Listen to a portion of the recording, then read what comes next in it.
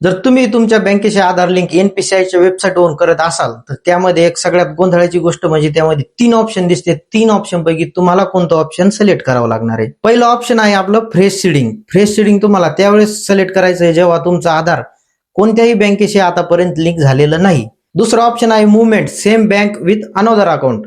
म्हणजे आता तुमचे जर समजा एकच बँकेमध्ये 2 खाते असतील तर एका खात्यावरून दुसऱ्या खात्यावर शिफ्ट करण्यासाठी तुम्हाला 2 नंबरचे ऑप्शन सिलेक्ट करावं लागणार आहे.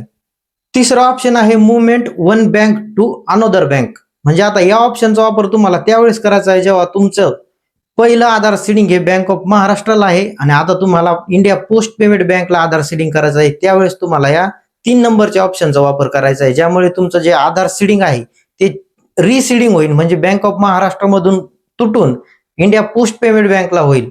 आणि अशा प्रकारे तुम्ही 3ही ऑप्शनचा वापर करून तुमची आधार सीडिंग एनपीसीआयच्या वेबसाईटवरून करू शकता. व्हिडिओ जर आवडला असेल आणि दिलेली माहिती जर थोडीही उपयोगी पडली असेल तर व्हिडिओला एक लाईक करून जा आणि जास्तच आवडला असेल तर सबस्क्राईब पण करून जा.